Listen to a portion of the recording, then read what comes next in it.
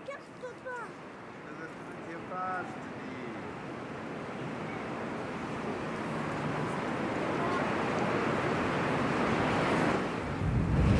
Papa! C'est pas moi. Papa! Papa, il faut la mer.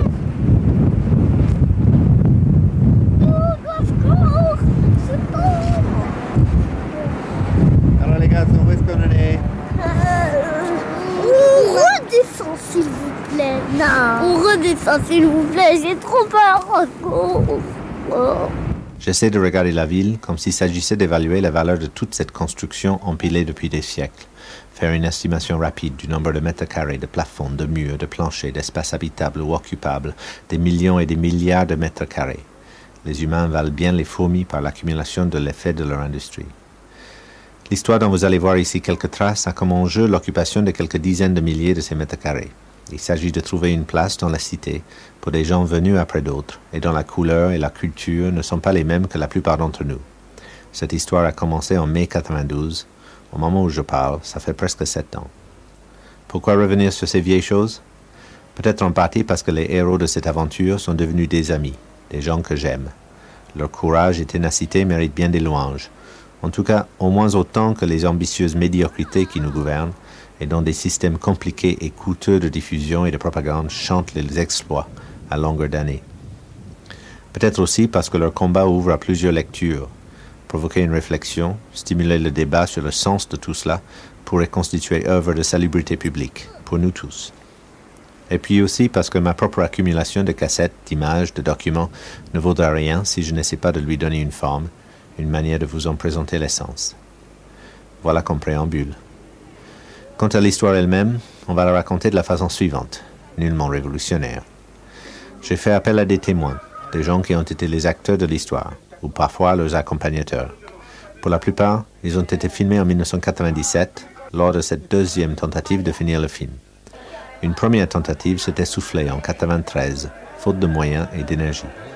Des éléments d'une interview collective des délégués, organisée en mars 1993, constituent ce qui reste visible de cette tentative-là. Je fais appel aux archives, l'organisation de mes propres rushs. Il y en a un paquet.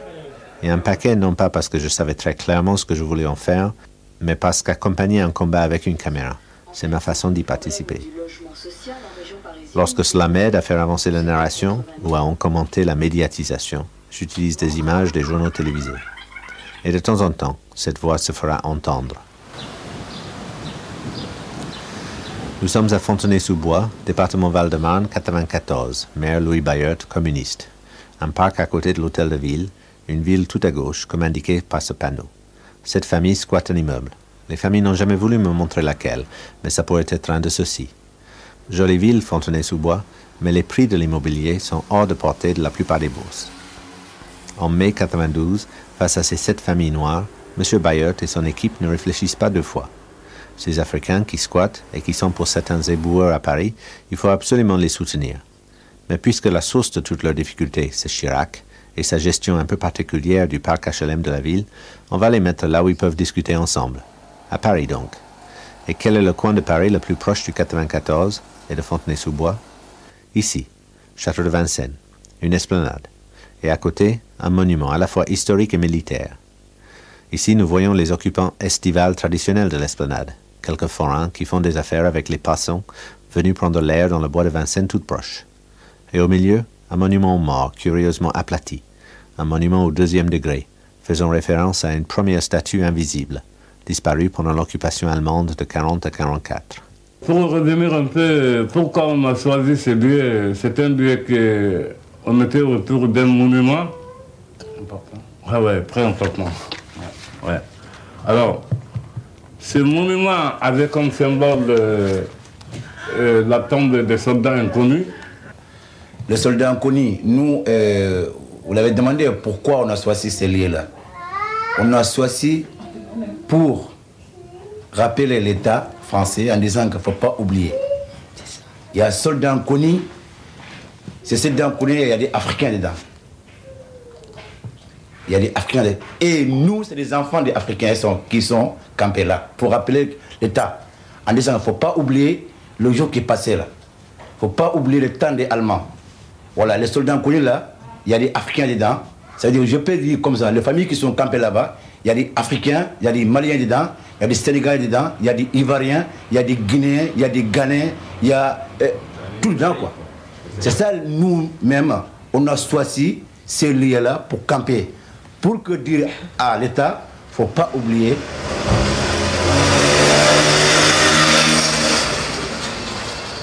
Deux séquences peuvent vous donner une idée des conditions de logement pour les familles avant qu'ils arrivaient à l'esplanade de Vincennes. Makan Coulibaly, filmé en août 97, quartier Belleville. Moi, je suis Coulibaly Makan. Je suis né au Mali, département Djangounté Kamara, des villages même qui s'appellent Fataou, quoi. Et puis bon, un jour, ça m'arrive, bon, j'ai dit comme mon père il a fait la guerre ici, j'ai décidé de venir en France, quoi. Et puis j'ai venu en ce moment-là, ça a été le moment de l'indépendance, quoi. Et puis j'ai arrivé ici en 62, 17 mois 62, j'ai arrivé en France. Et puis j'ai resté ici. Après un jour ou l'autre, j'ai demandé la loi française. Bon, j'ai dit que je voulais amener ma femme, quoi. Et puis après ça, bon, j'ai trouvé cette maison-là. En ce moment, j'ai été avec ma femme, c'est tout, quoi. La première femme. La première femme, c'est lui-là, quoi. Qui s'appelle Tudo Nyakate. Bon, alors, j'ai resté comme ça, après ça, bon, j'ai demandé pour être double nationalité, quoi, français. J'ai fait une demande. J'ai dit en ce moment, je suis des épouses. Mais comme je suis musulman, en religion musulmane, on est droit 4 femmes. Mais en ce moment, j'ai 2. Alors, dans ce cas, ils sont d'accord, la loi française, ils sont d'accord, ils ont donné la nationalité française, quoi, double nationalité, quoi. Et puis, bon, ma femme, elle est venue. Comme maintenant, bon, il y a passé des places. Il y a trop de gens maintenant. Bon, j'ai 17 enfants. Et plus ma femme. Pas 17 maintenant.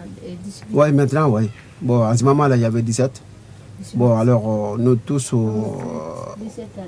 Ouais, nous tous, bon, ça fait 20 personnes, quoi. Voilà, on était vivre ici dans 20 personnes ici, quoi.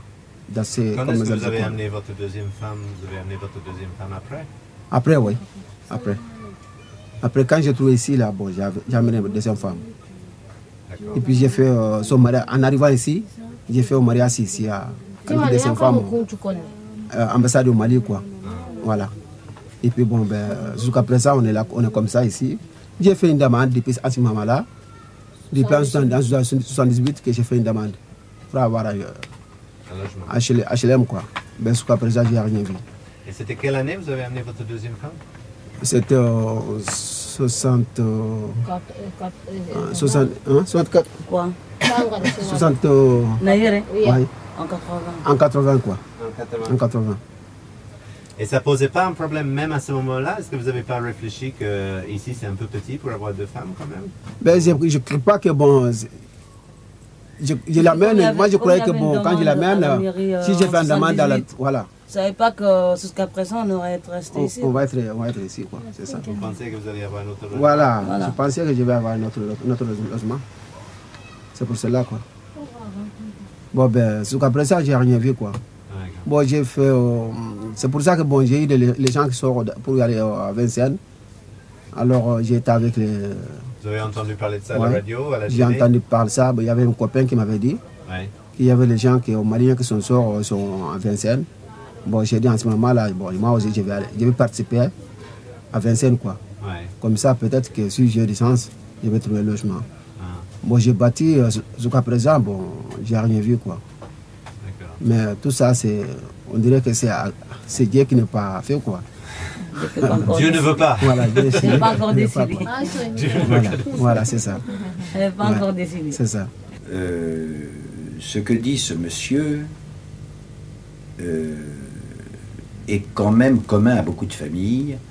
C'est le fait qu'ils sont en France depuis des années, que ces gens, parfois, nous avons des gens qui sont là depuis 20 ans, depuis 15 ans, qui ont travaillé.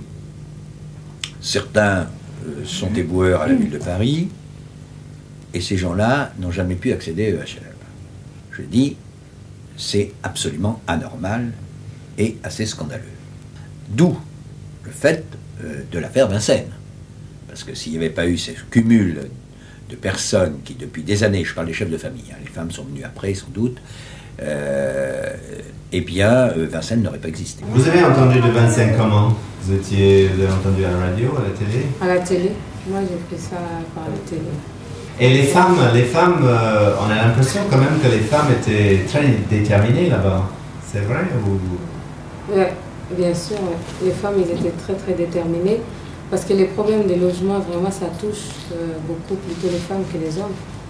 Les femmes, ils sont à la maison avec les enfants. C'est les femmes qui sont conscientes des problèmes du logement. Parce que quand les logements sont trop petits, l'appartement est trop petit, les enfants sont nombreux. On passe la journée avec les enfants, la nuit avec les enfants, c'est vraiment horrible. C'est les femmes qui souffrent. Donc ils ont intérêt à bouger, quoi, à révolter pour qu'ils aient quelque chose de plus intéressant. C'est intéressant pour les femmes. C'est plutôt les femmes qui gèrent la maison, qui à la maison, quoi, qui sont conscientes de la situation. Bon, je ne dirais pas que les hommes ne sont pas conscients, mais c'est pas pareil. On a l'impression que les hommes étaient un peu poussés par les femmes. Voilà, les hommes, ils suivaient les femmes. Ils suivaient leurs femmes parce que les femmes, ils ont voulu se battre pour avoir un logement décent. Donc les hommes, ils pouvaient que les suivre. Ouais, je sais que moi, en tant que femme, je sais que c'est nous qui devons faire quelque chose parce qu'on est plus touchés par ce problème que les hommes. C'était le 21 mai. L'occupation de l'esplanade du château de Vincennes a eu lieu, mais avec difficulté, parce que les pouvoirs publics ont envoyé beaucoup de CRS en empêchant des familles, malgré l'aide qui a été fournie par le maire de Fontenay-sous-Bois. Il a déjà fait d'ailleurs des tentes. Il y a eu des premières tentes qui ont été implantées sur l'esplanade du château de Vincennes. Lorsque les tentes étaient déjà sur place, les CRS les ont démolies. Et les gens avaient même des difficultés à s'approvisionner des produits alimentaires. Bon, là c'était vraiment de la galère à cette époque. On a décidé quand même, parce que l'Africain, une fois qu'il est décidé, il va jusqu'au bout. Bon. Et vous pensiez à l'époque que ça allait durer combien de temps? Ah ben, nous, on ne croit que ça va durer peut-être 2, 3, 4 mois. Tout le monde avait cette idée-là? Oui, bien sûr. Parce que si un demande, un de nous demande, comment vous passez l'affaire là, ça va durer. Bon, il dit, de toute façon, ça va durer peut-être 3-4 mois, parce qu'on a vu au début même, Mme Nilman, il a passé au camp. En disant qu'au début, en disant que dès que vous travaillez, dès que vous avez une situation régulière, il n'y a pas de choses qui ne sont pas réglées, tout le monde trouvera logement. D'ici 2 mois, il nous a promis clairement, à elle-même, au camp de Vincennes. Mais le jour-là, les familles sont contents, les femmes, les enfants, ils disent, bon, l'affaire, ça va peut-être 4 mois ou 5 mois, tout le monde sera logé. Mais l'affaire, ça vient tout le contraire.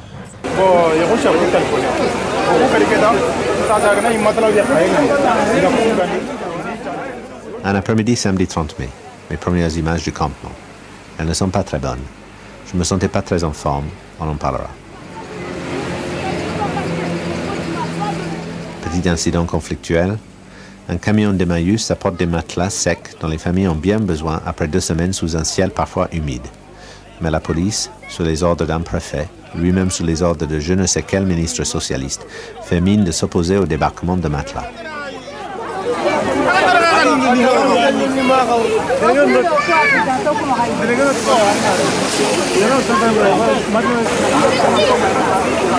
Comme toujours sur les questions de l'immigration, le pouvoir socialiste fait preuve de beaucoup d'intelligence et de finesse. Si les gens n'ont que des matelas humides, peut-être vont-ils se disperser.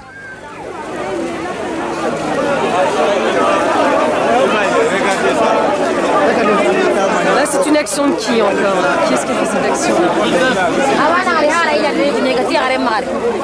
Les familles ne sont pas d'accord entre elles non plus. Il n'y a pas de matelas pour tout le monde.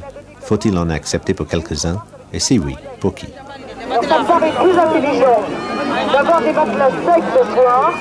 Au moins, il y aura quelques enfants qui dormiront sur des matelas secs, que d'avoir tous des matelas humides, alors que tout le monde va attraper la crève. Ils sont responsables. Ils ont fait donner des matelas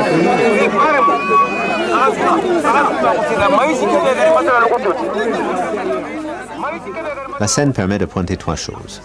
La présence d'individus qui vont être importants dans notre histoire. Bama Sissoko, régularisé sous le gouvernement marois de 1981 et grand compagnon de cette lutte-là. À l'époque, il habitait, célibataire, au foyer Père-Lachaise.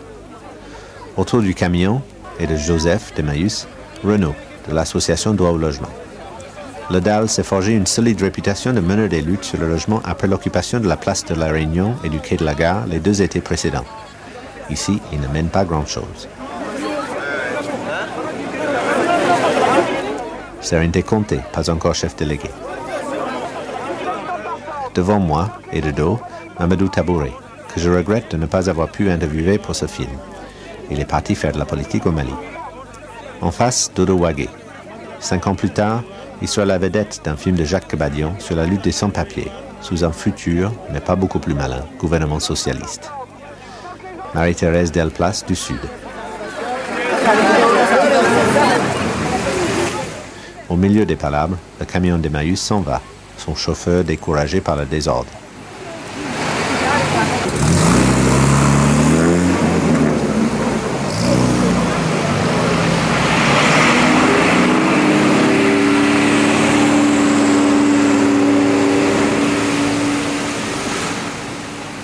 Pourquoi ces mauvaises images?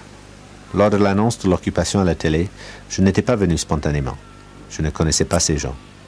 Ensuite, 4 mois plus tôt, je venais péniblement de terminer un film sur la place de la Réunion, lieu public squatté par des familles expulsées entre mai et octobre 90.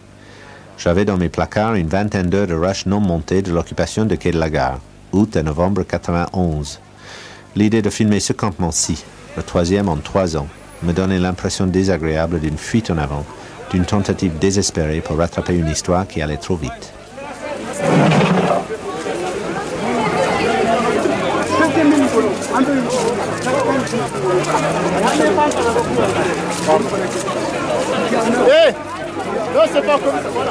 J'avais des rapports politiques tendus, voire conflictuels avec un certain Macan Sidibé, qui émergeait alors comme un personnage clé du camp.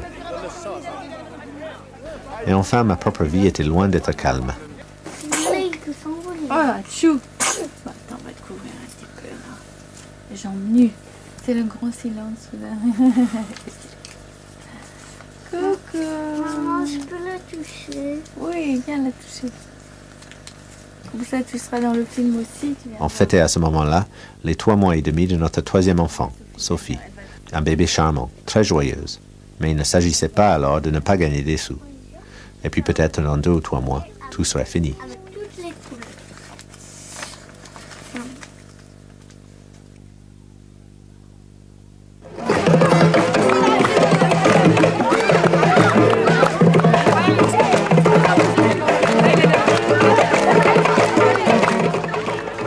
C'est le 29 juin 1992. Après un moment de confusion, les familles ont désigné le Conseil des Maliens de France comme porte-parole de leur lutte. Le CMF était une organisation toute récente, formée après la révolution démocratique de mars 91 au Mali, afin de représenter les Maliens en France auprès du gouvernement à Bamako. Ce 29 juin, donc, le CMF appelle à une fête. Comme l'événement est public, et comme je suis curieux de savoir où en sont les choses, pour la 2e fois, j'arrive avec la caméra.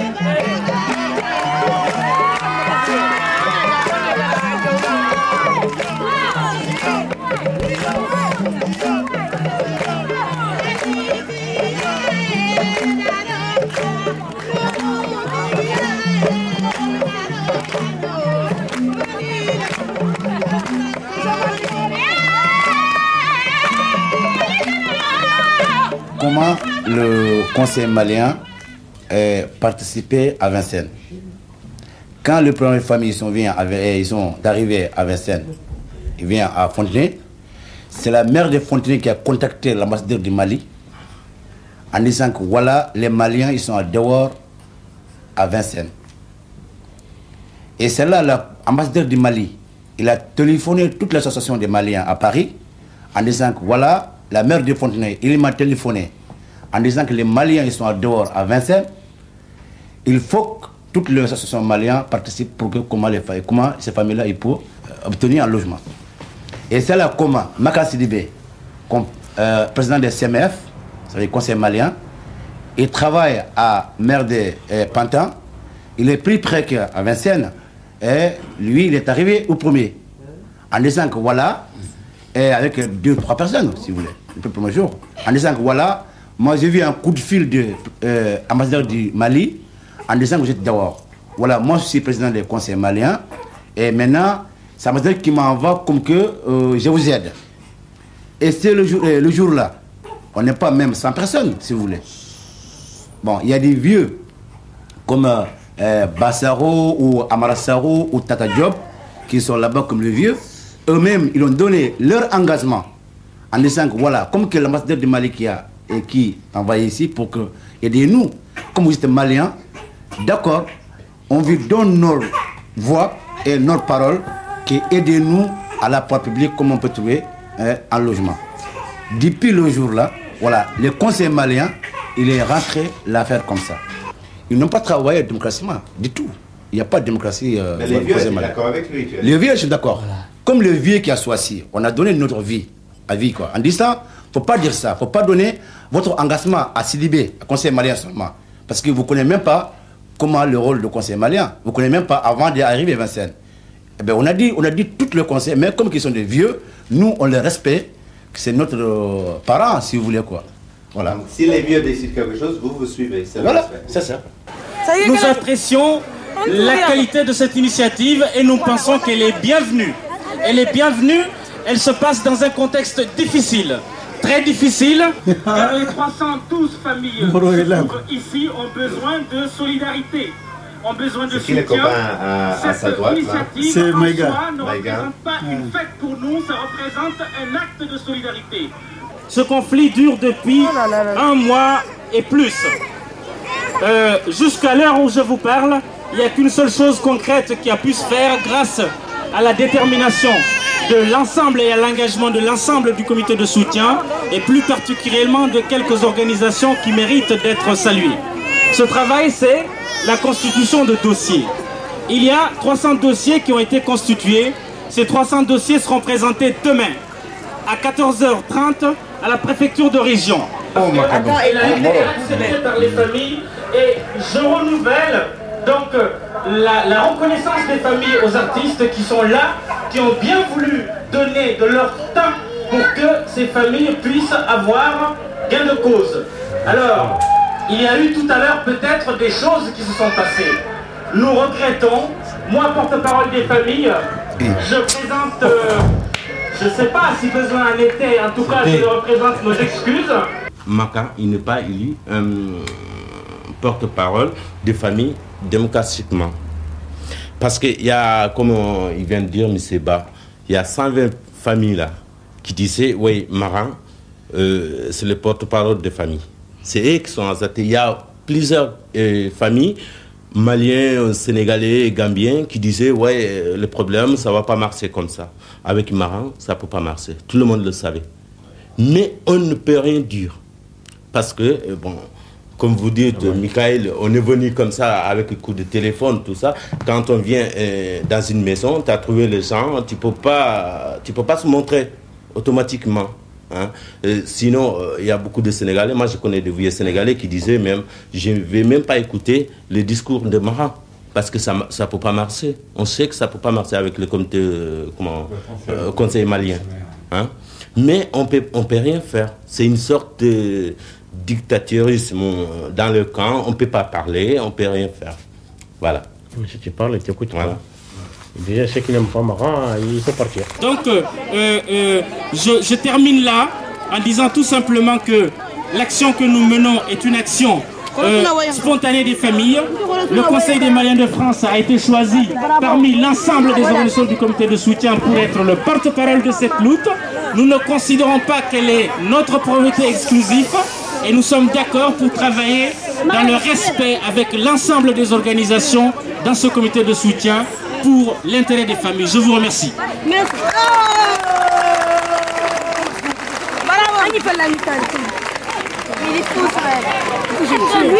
Comment tu analyses le fait que Macron il a voulu aller si fort là-dedans? Macron a voulu aller si fort là-dedans parce qu'il a voulu personnaliser la lutte. Parce que quand tu voulais personnaliser la lutte, c'est un échec toujours. Parce que le fait de dire que je suis le porte-parole des familles de Vincennes, et qu'engagé comme ça, parce que pour moi, il fallait rester derrière les familles, comme eux-mêmes venons de désigner Sérénité comme porte-parole. Donc, c'est le représentant, c'est une victime. J'appelle victime, c'était Sérénité lui-même, il était dans le besoin. Donc, c'est tout à fait normal que quelqu'un qui se trouve dans le besoin, qui est dans le même groupe, qui soit le porte-parole. C'est comme le cas de Saint-Bernard. Un exemple pour Saint-Bernard.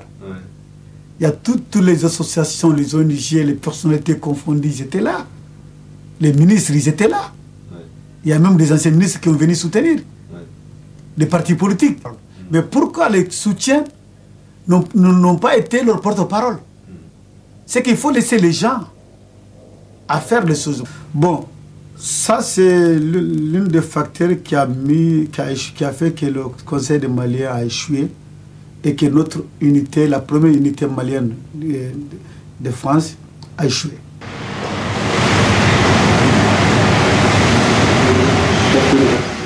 Ce dont parle Moreau, c'est l'éclatement du CMF survenu peu de temps après les images que vous allez voir. La communauté malienne en France attendra octobre 1997 avant de se donner une nouvelle structure fédérative, rattachée au Haut Conseil des Maliens de l'extérieur.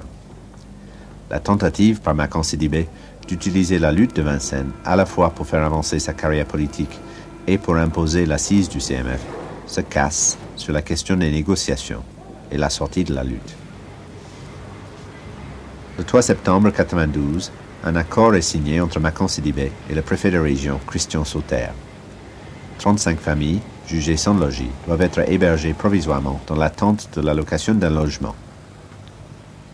Le reste des 280 familles vont réintégrer le logement taudis. Xavier Madrol et son association sont désignés pour mener une mission de suivi social afin d'accélérer le relogement. Le camp doit être levé le 10 septembre. Les premières 18 familles partent le 6 septembre. Celles qui restent sont surprises de constater que parmi les partantes, certaines ne sont pas sans logis, mais sont par contre proches des dirigeants du CMF. Le mardi 8 septembre, les familles, le délégué et le comité de soutien appellent à une conférence de presse. Makan Sidibé, avec ses alliés du MRAP et du PCF, viendra sur le camp pour tenter d'expliquer la justesse de son accord. Il aura quelque mal. Leur présence aujourd'hui, leur présence aujourd'hui des élus.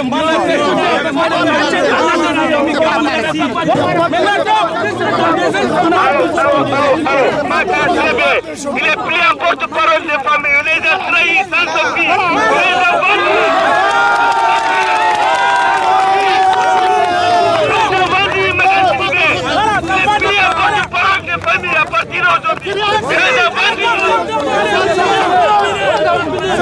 On a fait un rassemblement, de donner des explications aux familles. Tout le monde dit c'est pas possible, on n'est pas d'accord. Ce qu'ils ont proposé avec les négociations qu'ils ont eues avec les conseils maliens. Et c'est pour ça qu'on a jeté les conseils maliens, parce que c'est un trahison. Parce que ce que nous on avait compris, il ne doit pas faire comme ça. Avant de faire quoi que ce soit, il devrait avertir les familles pour dire il y a ça et il y a ça, si on est d'accord ou on n'est pas d'accord. Parce que lui, il est que le porte-parole des familles. Il a pris les décisions tout seul. Il n'est pas le décideur. c'est les familles qui sont des décideurs. Pourquoi les Soukouna et Makan Sidibé, il a décidé la place des familles de Vincennes.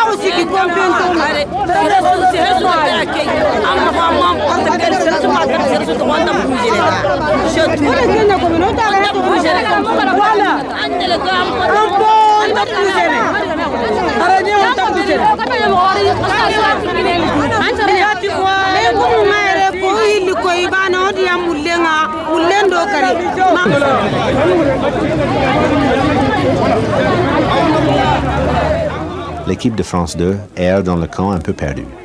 Et quand on regarde le reportage ce soir-là, on a l'impression que ce qui se passait dans le camp ne les intéressait pas beaucoup. Le vrai sujet, c'est le feuilleton sans fin des comportements et des réactions des hommes politiques français. De l'interminable saga des sans-logis. Plus de 260 familles campent depuis 4 mois au pied du château de Vincennes. Dans la nuit, un accord a été signé avec l'État pour les reloger, mais la plupart des communes sollicitées ne veulent pas les accueillir. Florent Chevolot. L'arrivée de 8 familles maliennes à Savigny-le-Temple déclenche la colère des élus de Seine-et-Marne. Hier matin, ils se sont opposés violemment à la police pour empêcher la mise en place des bungalows destinés aux familles. Les élus de toute tendance ne veulent pas d'un nouveau ghetto aux portes de leur ville. Ils dénoncent un véritable coup de force de l'État. Une vingtaine de baraques préfabriquées sont pourtant en cours d'installation, des bungalows d'occasion issus du chantier d'Euro Disney. 60 personnes y seront logées en pleine zone d'activité, loin de tout commerce. On transporte un ghetto, le ghetto de Vincennes, à un ghetto sur le site. Je veux dire, c'est complètement inacceptable. Brutalement, on amène ces Algécons, on les pose là au milieu d'un champ, regardez dans quelles conditions, et on va mettre ces familles-là, et on dit qu'on résout le problème. Je veux dire, en termes d'insertion, en termes humains, comment peut-on traiter les gens d'une manière comme celle-là? À Vincennes, il y a pourtant urgence. Depuis 4 mois, les Maliens vivent dans des conditions sanitaires déplorables. Vouloir comparer les Algécos dans une circonscription qui n'est que transitoire, qui est extrêmement provisoire, avec la misère actuellement qui est vécue.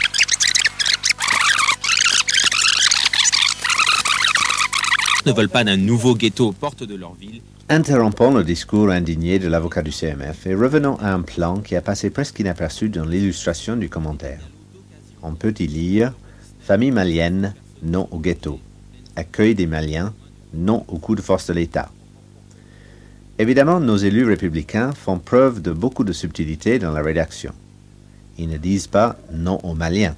Ça serait raciste. Ça serait digne du Front National. Ils disent « famille malienne, non au ghetto. Accueil des Maliens, non au coup de force de l'État. » Ce qui est quand même très proche et permet un exercice d'équilibre sur les marges de la respectabilité républicaine. Ils auraient pu dire non aux baraques, ou non au sous-logement social, ou encore non aux solutions bâclées. Mais évidemment, le mot malien n'aurait pas été présent. Et l'ambiguïté, qui permet de brosser dans le sens du poil ceux parmi leurs électeurs qui sont racistes, aurait été perdue. En plus, ces élus semblent être en colère parce que l'État central décide qui doit occuper leur commune. Or, grâce à la décentralisation, les mairies contrôlent et bloquent de plus en plus l'accès aux logements sociaux sur leur commune. Et ceci est un des facteurs qui font que les travailleurs africains ont tant de mal à accéder aux HLM. Et maintenant le football. Ça, c'est le fonctionnement entre les réservataires et l'organisme HLM. Mais de plus en plus, les maires des communes veulent contrôler les réservations, l'utilisation des réservations. Et un certain nombre de maires suivent de très près les propositions de candidature qui sont faites par le préfet ou même par les entreprises à travers les collecteurs 1%.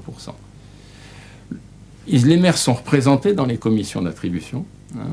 Donc tous les organismes HLM sont dotés d'une commission d'attribution devant laquelle toutes les candidatures sont proposées et les maires y sont représentés.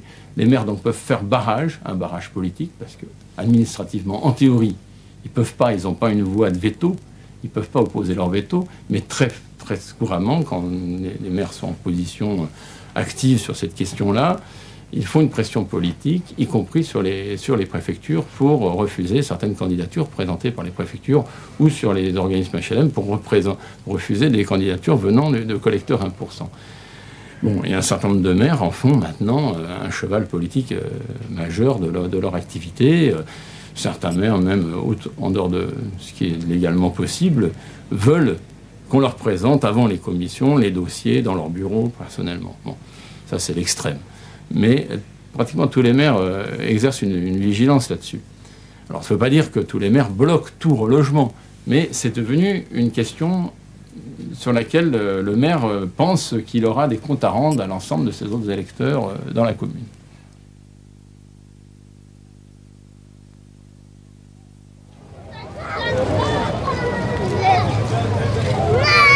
Après la rupture avec le CMF, les choses changent pour les familles et pour le film. Pour la première fois ce 8 septembre, je me sens libre de me balader entre les bâches. Oui, oui.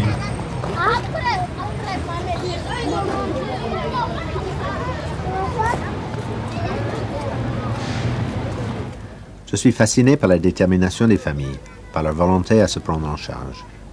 Tout en étant conscient des risques d'isolement qu'elles encourent, je suis encore plus passionné par le défi qu'elles jettent à la face de la politique en France, à l'assimilationnisme implicite des acteurs de la politique en France, qui sont non seulement aveugles aux faits communautaires, mais obstinément hostiles, que ce soit chez l'État ou parmi la plupart des forces de contestation. Bonjour, madame.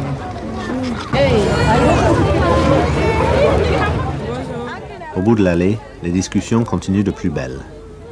Je découvre deux membres du CMF en grand débat. Hamadi Diarra, qui va jouer un rôle important dans le soutien, et Ahmada Soukouna, futur porte-parole du foyer Nouvelle-France. Je dis, moi je suis, tu demanderas à tous les membres du comité de soutien, les gens ont estimé... Les choses qui sont produites sont totalement naturelles du processus de toute lutte qui dure. Nous en avons vu, que ce soit la lutte des foyers Sonacotra, que ce soit les nouvelles luttes des années 80 dans les usines où les syndicats ne sont plus les porte-parole des ouvriers. Il y avait à ce moment-là donc des démarches de recherche d'une nouvelle voie. Effectivement, c'est un moment propice à ce que n'importe quelle autre structure prenne la place du CMF. Il faut dire que beaucoup d'organisations voulaient aussi la tête du CMF à tort, sans avoir aucune préoccupation pour les problèmes des familles, mais tout simplement pour avoir un leadership. Parmi ces organisations, certains ne voulaient même pas que ce soit des immigrés, en particulier des immigrés noirs africains, qui en soient les leaders. Ça, c'est une réalité. Des conflits comme ceux-là, qui sont extrêmement médiatisés, drainent des désirs d'apparaître sur le devant. Et ce qui conditionne beaucoup la forme du soutien, c'est de devenir le porte-parole des familles pour apparaître devant les écrans de télévision. Et moi, j'ai constamment vu ça j'ai constamment eu cette lecture-là pendant le conflit d'Espagne de Vincennes. Ce qui fait que le comité de soutien n'a jamais été capable de trouver sa cohésion et son pouvoir de coordination pour utiliser ces schémas organisationnels, parce que je pense que les associations, les syndicats ici connaissent quand même les méandres par lesquels on arrive plus ou moins à faire avancer des luttes comme celle-ci. Ce sont des organisations qui savent faire des propositions, amener des gens, etc., etc. Et en fait, on était toujours dans des jeux de primauté pour être sur le devant. De ce point de vue-là, l'organisation DAL, qui est une organisation avec laquelle la Fédération Sud travaille énormément, encore aujourd'hui. Bon, moi j'ai rencontré encore Babar il y a 2 jours dans une réunion, donc je pense que c'est une organisation, l'organisation de droit au logement, qui mène des luttes décisives sur la question du logement. Mais à un moment donné, justement dans cette période charnière dont je parlais tout à l'heure de recomposition et de réorganisation du comité de soutien, le DAL est venu pour prendre la direction. Donc il y avait les familles qui s'étaient libérées du CMF et de Macan Sidibé, et on voyait apparaître une nouvelle organisation qui voulait prendre la direction au nom de son expertise. Et il est évident que droit au logement a une très grande expertise en matière de droit au logement que ne peut pas avoir ni la CGT, ni Sud, etc. Et moi, il me semblait que compte tenu de l'enracinement de cette lutte par des familles africaines, il était décisif pour que cette lutte gagne et gagne rapidement, que ça soit véritablement une coordination, un vrai collectif de soutien qui fasse avancer les choses sans primauté d'aucune organisation. Mais quand on a vu, bon, tout le monde ne veut pas, les familles, et nous, on a pris la décision à nous-mêmes. Soit on va gagner nos luttes, ou soit on manque définitivement. Mais pour que quelqu'un qui vient, il nous prend comme un ballon, ping-pong là-bas, il faut que ça finisse. Il faut qu'on l'arrête. Parce qu'on a assez mûr, j'ai dit, on a assez mûr. Ben, parce que pourquoi on peut aller à ces terre, on peut aller à Mme Nilman, pour qu'on dise clairement, nous on n'a pas de logement. On sait que ça va dire, parce que bon, on a vu même dit que maintenant, il y a une association qui dit que les Africains, ils ont arrivé d'aller à traiter ces affaires à port public. Si, bon, si vous voulez, bon, ça veut dire qu'on est très fort, on est parti jusqu'à la politique des Français, on est rentré dans la politique des Français. Nous, on s'en fout ça, nous. C'est pas en politique, c'est un droit de logement. S'ils nous donnent le logement, s'ils ne voulaient pas qu'on vienne à leur bureau, ils n'ont qu'à donner tout le logement. Nous, on travaille sur tout.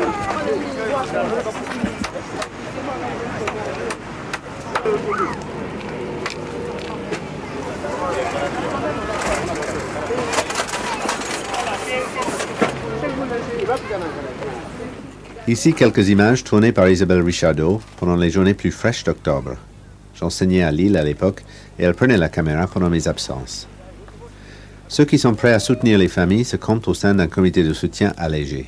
CGT Nettoyage, Sud PTT, LCR, quelques militants de groupes africains ou d'extrême gauche et des individus qui s'engagent parfois fortement.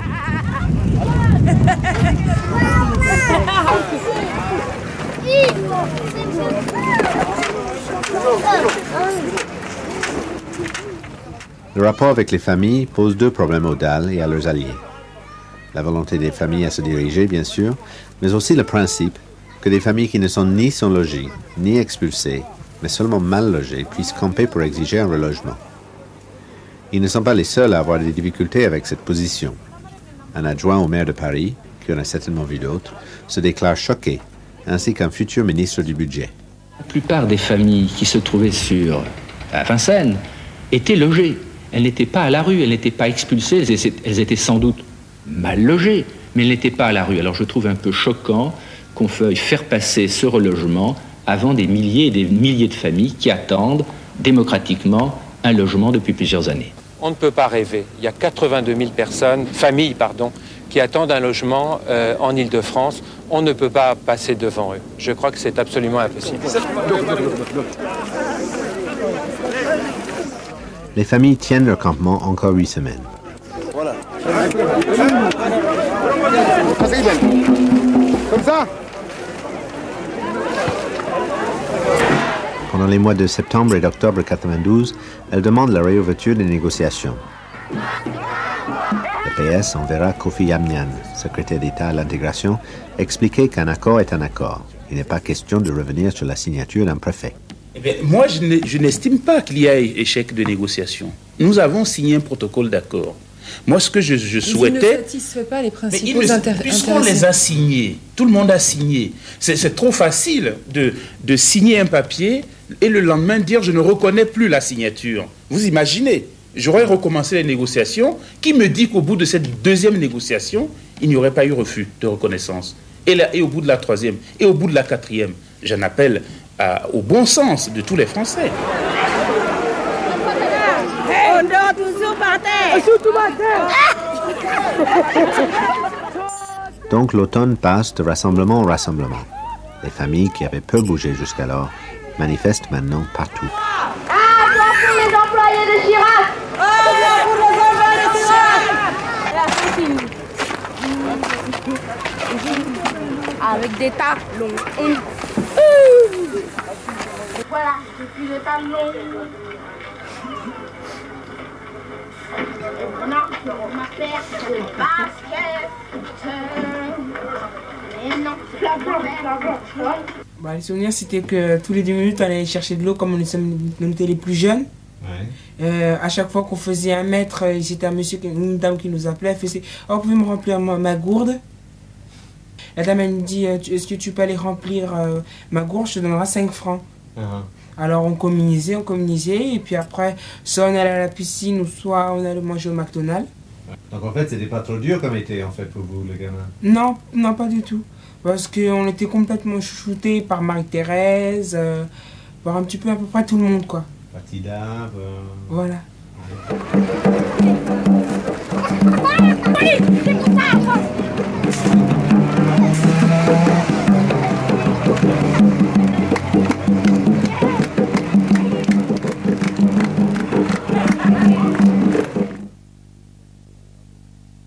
Jeudi 29 octobre au matin, j'ai entendu la nouvelle sur France Info, puis les premières images sur France 2. C'est Isabelle Richardot qui avait la caméra. Elle est arrivée d'abord et on s'est passé la main plusieurs fois dans les journées qui suivent. Famille de Maliens qui campaient sur l'esplanade depuis le 21 mai dernier.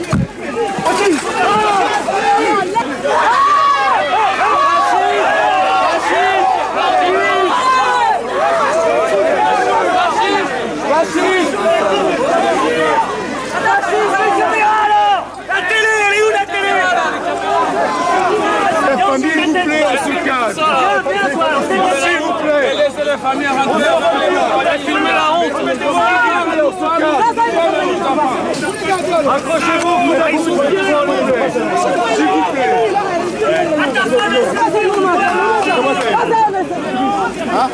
Assassin là. Accrochez-vous les uns les autres. Vous êtes assassins, des racistes qui sont là. Ils restent au camp. Ils restent au camp. Ils restent au camp. On demande qu'il y a avoir nos femmes et nos enfants. Arrive ce samedi matin pour travailler à Paris. Qu'est-ce ça? C'est quoi ça? La famille, reste la famille. Non. C'est pas ça. On attend le logement. Ça fait 3 fois maintenant. Pourquoi vous n'êtes pas venu en journée? Il fallait venir en pleine journée, c'était bien. Nous sommes maintenant qu'on travaille, qu'on a raison. On travaille. Vous faites des provocations pour rien. Pour rien, c'est pour rien. Commissaire, ici il y a des enfants. Koulibaly. Koulibaly, arrête. Koulibaly, calme-toi. Calmez-vous. Moi, ce que je me rappelle de Vincennes, c'est le dernier jour. Ça, je n'oublierai jamais ça. Quand les CRS nous ont entourés, il y avait un seul monsieur qui était réveillé, qui a réveillé tout le monde pour dire que les CRS nous ont entourés. Et ce que j'ai aimé, c'est quand on conduisait les cars pour de faux avec les guidons. Mais ces CRS, si je les vois devant moi, là, c'est les cars. Ils vont le regretter, ils n'auront plus de roues. Ils n'auront plus de roues. Je n'ai plus rien à dire.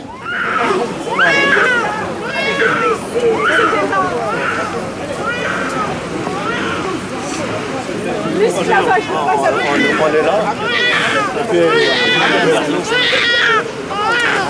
Vous avez le droit de faire. Hein? Madame, vous savez que vous pouvez le faire. Hein? Entrez dans le café en fait. Vas-y. Bon, donc ce matin, mais il y avait presque totalement des gens du camp qui sont partis au travail. Moi, j'ai passé la nuit ici. Bon, donc j'ai quitté ici à 5h30 pour aller travailler. Bon, donc en écoutant la radio ce matin, j'ai entendu qu'il y avait plus de 70 cars de CRS autour des camps. Là, j'ai dit ça y est. Alors là, bon, donc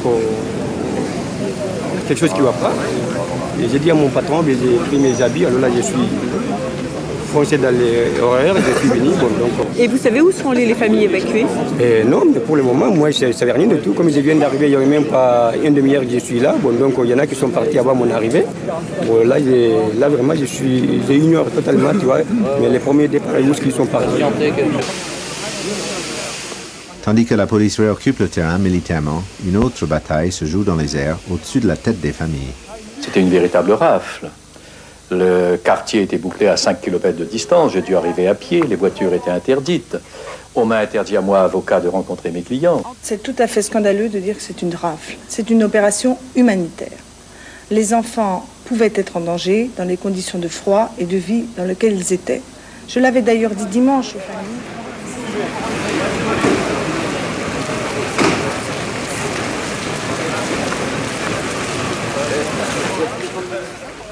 Nous avons essayé d'interviewer Marie-Noëlle Lienemann, toujours maire d'Athis-Mons, pour parler de ces événements. Sa secrétaire, en nous communiquant son refus, a dit que c'est à cause de Vincennes que le PS a perdu les élections législatives de mars 1993. Elle exagère sûrement, oubliant les effets des scandales à répétition, l'absence de toute initiative sur le plan de l'emploi et l'usure du pouvoir. Mais le spectacle de tant de policiers face à des familles démunies a certainement réussi à dégoûter encore plus les membres de son propre camp. Et ceci a sans doute contribué au laminage électoral qu'il allait recevoir. On fait comme tout le monde. C'est-à-dire que la presse en France n'a pas le droit de lire, n'a pas le droit de travailler. Les consignes, c'est la presse ne passe pas, c'est ça? Il a fait une conférence de presse, le préfet de police. Non, mais la conférence de presse. Non, mais nous, les conférences de presse, c'est une chose. Pour le moment, vous restez derrière les barrières. Les journalistes derrière les barrières. Les journalistes derrière les barrières. Mais vous êtes encore en démocratie ou vous croyez déjà ailleurs?